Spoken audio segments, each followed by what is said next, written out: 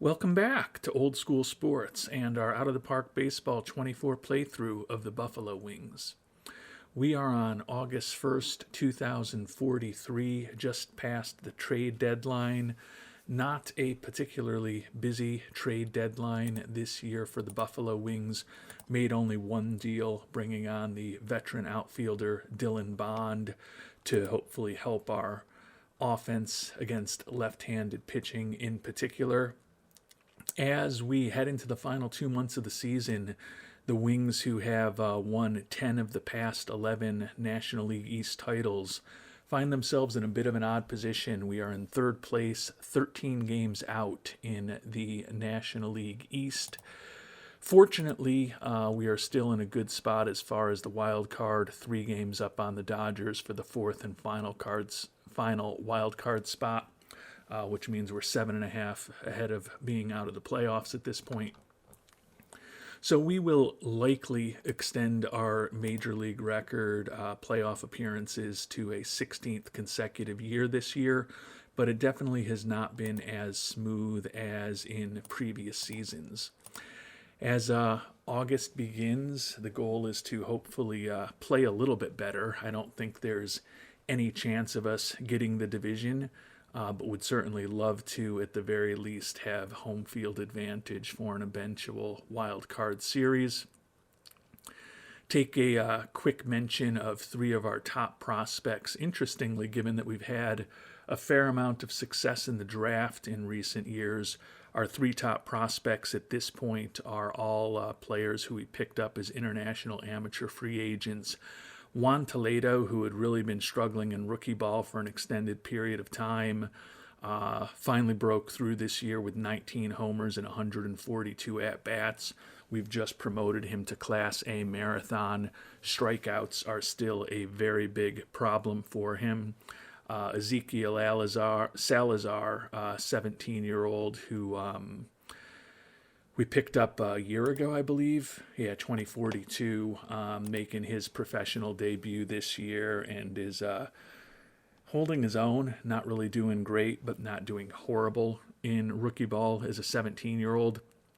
And then Solano Taselli, who we signed several years ago, Double-A this year, doing okay down there.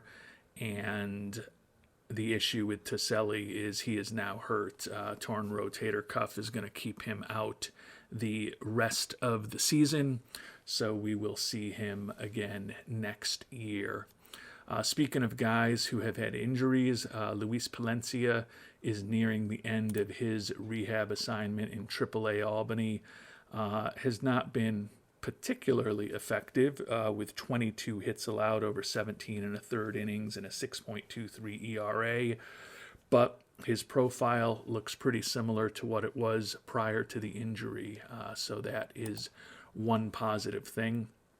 And one final thing to mention before we start simming through these last couple months of the season and seeing exactly where we do end up in the standings. We did kind of take a look at all of our players and see if there was anyone we could try to a long-term deal. And we have made an offer to Simeon Minelli, the young pitcher. He's been starting for us. It's kind of similar to what we did with Palencia. Now more money than we ended up needing to spend for Palencia potentially. We're going to be paying him more than the minimum he's going to be making the next few years, and potentially paying him more than his arbitration numbers for a couple of seasons. But then we'll get to buy out several of his free agent years at pretty reasonable numbers of $3.5 to $4 million.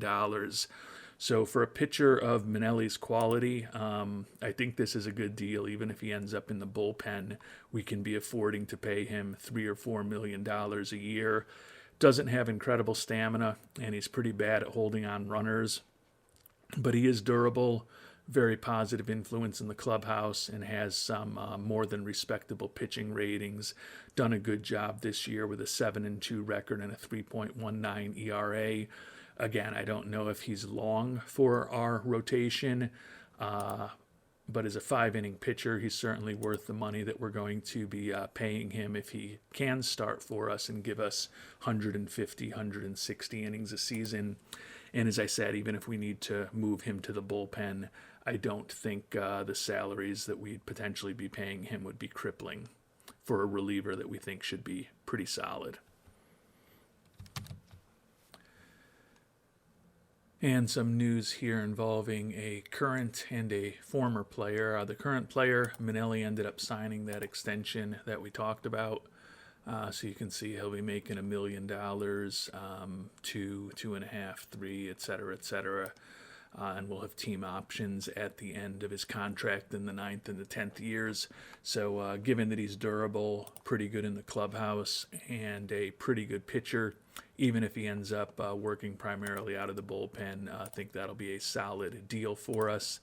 The other piece of news and a blast from the past, Joe Edwards just hit for a cycle against the New York Yankees, our former infielder, not having a particularly great season for Boston, 223 average, 19 homers, 39 ribbies. Still walking a ton, though, and I guess that although the batting average stinks, looking at this a little better, those 19 homers are in 265 at-bats, so I do take it back that he's not having a great season. The 223 average isn't great, but 19 homers and 265 at-bats is borderline ridiculous. So nice production by Joe Edwards, and he's put up a 128 WRC plus this year as a 34-year-old in Boston. And we've simmed ahead to mid-August at this point, still in third in the NL East, 11.5 behind the Nationals, just half a game behind the Expos, and that's pretty important because we've opened up a 6-game lead on the Diamondbacks for the last wild card spot, as the Dodgers have really been struggling in recent weeks. So whoever finishes second in the National League East between us and the Expos is likely to at least be hosting a first-round wild card series. So I'd say at this point, in addition to staying healthy, ensuring that we have second place in the NL East is probably our primary goal at this point, to ensure that we will have home field advantage for that first-round series. And we've simmed another couple weeks, made it to September 1st, so time for September roster expansion. Taking a quick look at the standings, we're now a game and a half up on Montreal for second in the National League East. 11 games behind the Nationals, whose magic number is down to 20, and they still have the best record in baseball. So we're up 10.5 games on a wild card at this point, feeling very confident that we will be back in the postseason for a 16th consecutive year. The big question, as we've talked about, is whether we can hold off the Expos for second in the NL East, which will ensure that we'll have home field advantage for the likely matchup between division rivals.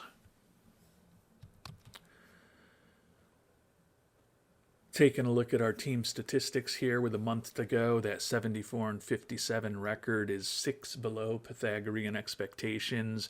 We continue to really struggle in one-run games, 13-23 this year. So hopefully that's something that will normalize over time, and maybe we'll win a bunch of one-run games in the playoffs. Still a solid offense, ranking 6th in the National League in runs scored. And as we often have been in the last decade plus, first in National League in runs allowed, and you can see we are in the top handful of just about all of the pitching categories in the National League, as we decide which 4 players are going to join our Major League roster for the push to hold off Montreal for second in the East. And we've brought up 4 players, 2 pitchers, and 2 position players. Luis Palencia, coming off of that serious injury, is going to be working out of the bullpen the rest of the way. 1-6 with a 5.20 ERA at AAA Albany. But since he has not been in the majors for 2 years at this point, and he only had those 5 games played as a cup of coffee 2 years ago, want to see exactly what he is at the major league level now that he's healthy again. And Mike Roberts, who's had a tough time making it from AAA to the majors, going to get another shot. He was really good last September when we called him up, and he's had a solid year at Albany with a strikeout per inning. Also gave up a hit per inning and 7 home runs this year, so he hasn't been as sharp there as in years past. But with a number of pending free agents among our pitchers, could be Robert's big opportunity next year to become a full-time member of the pitching staff, so would like to see what he can do at the major league level in the month of September. And we brought up 2 position players as well. Bobby Bolig, longtime member of the team, who the last couple years has played in the minors for us when he's been unable to find a major league contract. Once again, promoted towards the end of the season, hit .261 with 25 homers and 66 ribbies, playing in AAA Albany for us this year, put up a 129 WRC+. Still a pretty useful left-handed bat against right-handed pitching, and he's also a guy who still has pretty good speed, so he's not going to be a regular player. Question whether or not he will make the postseason roster as a pinch hitter, but hopefully can see what he can do at the major league level, and maybe he'll make a case to deserve to be on that postseason roster. And the 4th and final promotion is Danny Ferguson, last year's first-round draft pick, split this year between AA Utica and AAA Albany. At AAA Albany, hit just .229, but did have 12 homers and 166 at-bats, and he's combined for 36 home runs across those 2 levels. Decided to bring him up rather than Contreras, and we're going to be starting Ferguson at second base against right-handed pitching. Want to continue his development, continue to see what we may have with him. So unfortunately for Mike Whitehead, who's been our starting second baseman big chunks of the year, he'll still be starting against left-handed pitching. But the guy whose batting average has dipped to .293 over the past month and a half is not going to be an everyday player the rest of the way. He's pretty much fully developed and doesn't bring much home run power. Even with that .293 average, he's been a below average offensive player this year. So going to let Ferguson play every day and see what the 22-year-old rookie can do for us. Another guy similar to Bolig who certainly could be fighting to make a case to be on the postseason roster over the next month. And the first week in September was successful for us, a 4-1 record, even though we did lose our final game of the week at the Twins, home against Seattle and St. Louis this upcoming week, before we'll be at the Cubs and at the Dodgers. Then home against the Phillies, home against the Mets, at Miami, and 5 games at home against Pittsburgh in early October to finish off the season. So we're done with Washington and the Expos. So not going to be facing the teams that we are most focused on right now. 10 games behind the Nationals, whose magic number is down to 16. And we're up 3.5 on the Expos for the number 2 wild card in the National League. It looks like the Rockies and the Padres are in a flat-footed tie for the NL West at this point. They're both 4.5 games ahead of us in Buffalo. Clearly, in a perfect world, it would be great to get by whoever the wild card team of those 2 ends up, to avoid the Expos and to potentially play facing off a team like the Dodgers, the Diamondbacks, the Giants, or the Cardinals, who all have losing records at this point. But if we get a home playoff series, we'll take that as a win. If we want to get greedy, though, we'd certainly prefer to avoid the Expos in the first round and play one of those lesser teams that's likely to earn the final wild card out of the NL West. And another winning week in the books, 4-2 overall. We did lose the series to Seattle, 2 out of 3, but then we swept St. Louis. Now we head on the road for the Cubs and the Dodgers. Taking a look at the standings here with about 3 weeks left in the season. We're up 2.5 on the Expos, still 10 behind the Nationals. And we're only half a game behind the Rockies, who have lost 6 in a row for the number 1 seed among the 4 wild card teams. So it's becoming increasingly probable that we could have the opportunity to be facing one of those teams with a losing record in the first round, which would, as they say, be optimal if that's what we could end up doing. And unfortunately, here on September 16th, an injury that's not insignificant is going to be impacting us. We've lost our starting shortstop, Jim Andrews, shoulder inflammation, going to keep him out for 5 to 6 weeks. So that likely is most of the playoffs, if not all of the playoffs. He ended up hitting 249, 15 homers, 58 ribbies, 94 WRC plus 1.4 WAR. He is our best defensive infielder, so it'll definitely be a loss to not have him. But it'll give us an opportunity to bring up Mr. Contreras from AAA and then mix and match between Ferguson, Whitehead, Medina, and Contreras for second base, third base, and shortstop. Ferguson, thus far in the majors, has certainly more than held his own, hitting .302 with 2 homers and 43 ribbies. So that's pushed his home run total for the year to 38. So if hits a couple more, he'll finish the year with 40 home runs over AA, AAA in the majors, which not a bad season for a player in just his second year of professional ball out of Delta State University.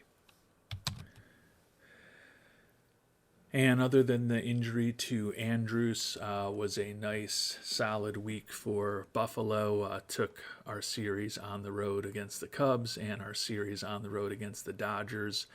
So always nice to continue our winning ways. 2 weeks left, last homestand of the regular season this coming week against the Phillies and the Mets. Before, as we talked about, we'll finish on the road at Miami. And then I guess it's not the last homestand because we're home for those last 5 games against Pittsburgh. So a lot of home games left for us. And we're 9 games behind the Nationals now. Their magic number is down to 5 for the division. They clinched a playoff spot a while back, as have the Padres.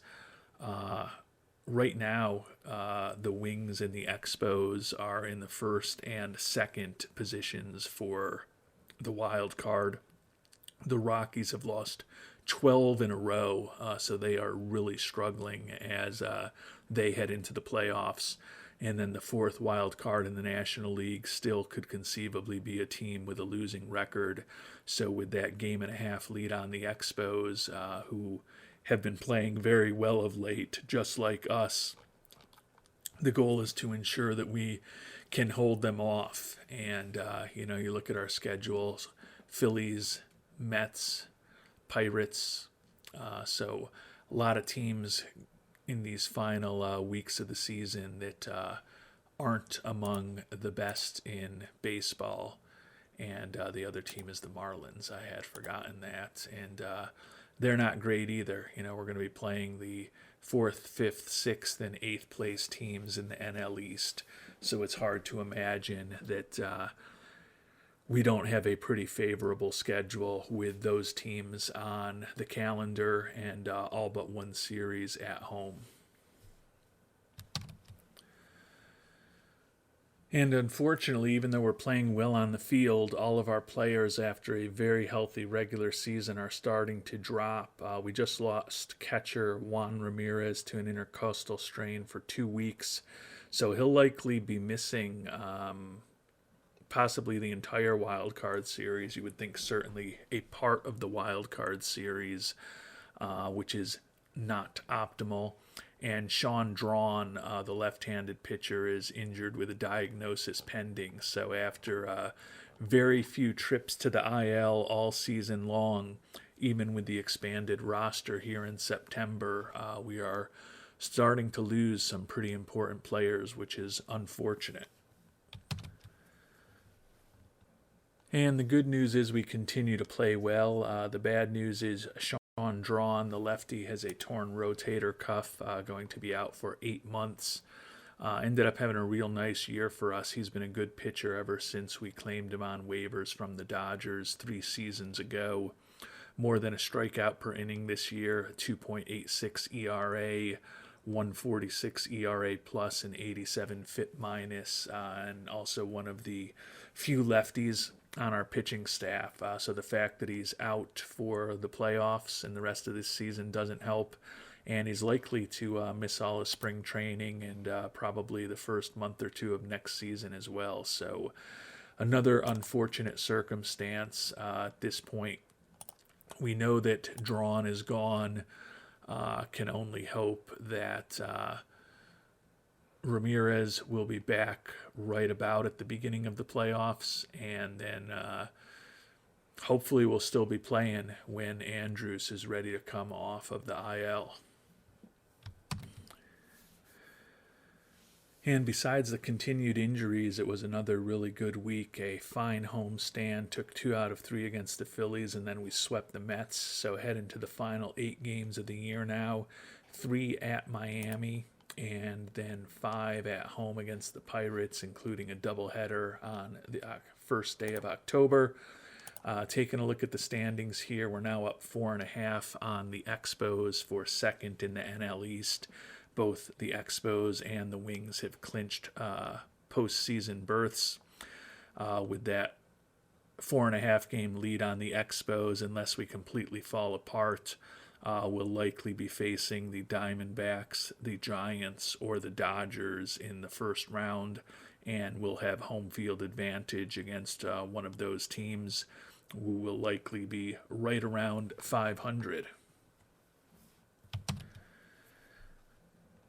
And after losing the first game in South Florida, we did take 2 out of 3 against the Marlins to take that series. So the final 5-game homestand of the season against the Pirates. Taking a look at the standings, we're still up 3.5, or we're only up 3.5, I guess. We were up 4.5, but up 3.5 on the Expos for the number 1 wild card spot. So feeling pretty confident that we'll be facing the Diamondbacks or the Giants. Phillies and the Dodgers aren't technically eliminated, but it's going to be tough for either of those teams to get in. But those teams that are fighting for the wild card berths are playing really well right now.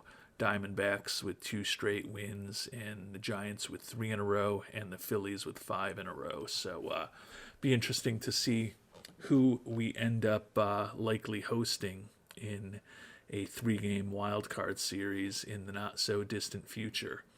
But until then, the goal is just to stay healthy these last 5 games against the Pirates, and hopefully ensure that we do hold on to that number 1 wildcard spot.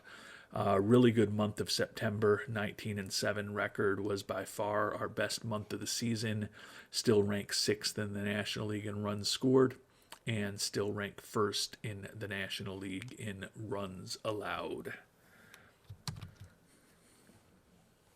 And we've definitely finished the season strong, because after losing the first game of the 5-game series against the Pirates, we won the next 4. So we're going into the playoffs playing our best baseball of the season. Ended up 8 games behind the Nationals in the division.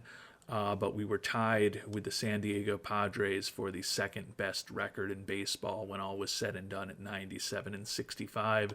So ended up being a pretty solid season. We won 99 games a year ago. We did, for just the second time in the last 12 years, fail to win the National League East.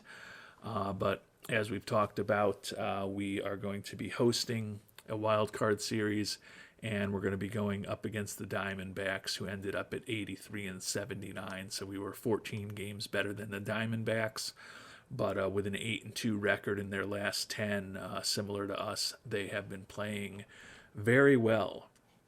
Taking a look at the National League leaderboard, not a lot of names from the Buffalo Wings on the board.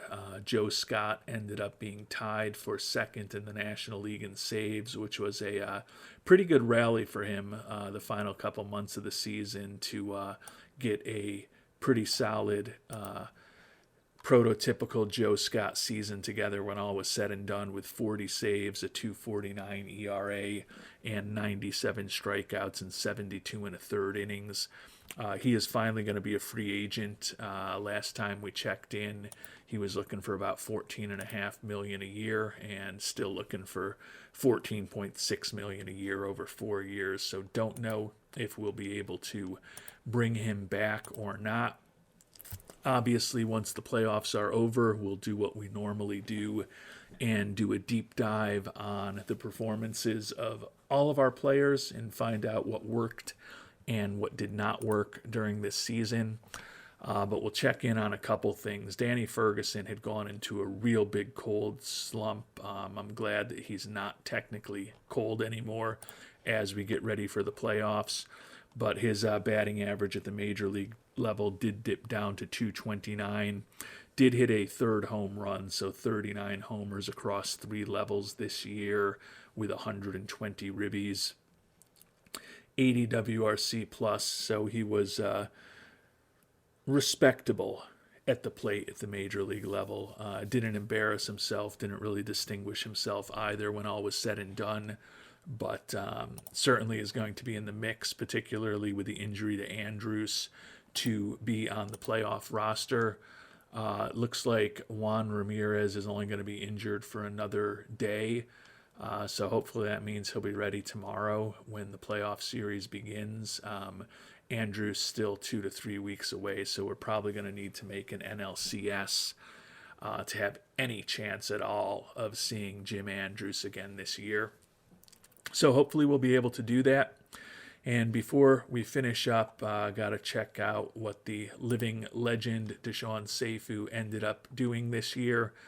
And it ended up being a fantastic season for Mr. Seifu. He hit over 300 for the first time since 2037, so the first time in 6 years. Now, granted, his streak of leading the National League in stolen bases was finally snapped after 15 consecutive years, but he was still 48 of 61 on the base paths, put up a 109 WRC plus and a 2 WAR on the season. Not the same type of speed on the base paths that he used to have, as we talked about, not leading the league in steals for basically the first time in his career that he was an everyday player over the course of a season. And 28 doubles and 7 triples is not the type of production we've seen from him in terms of extra base hits as he's had in the past.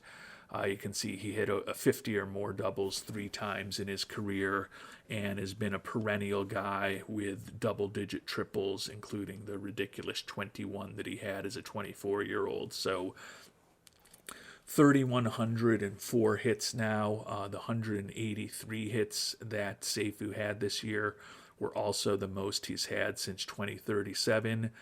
I thought this could be his last year. You look at his profile, and to me it doesn't scream a 300 hitter. And you look at his position ratings at this point, and he's lost all of his range defensively. Not a good defensive player at all anymore, but 300 batting average with 48 steals. It's not your prototypical designated hitter, but Seifu ended up with another very productive season when all was said and done.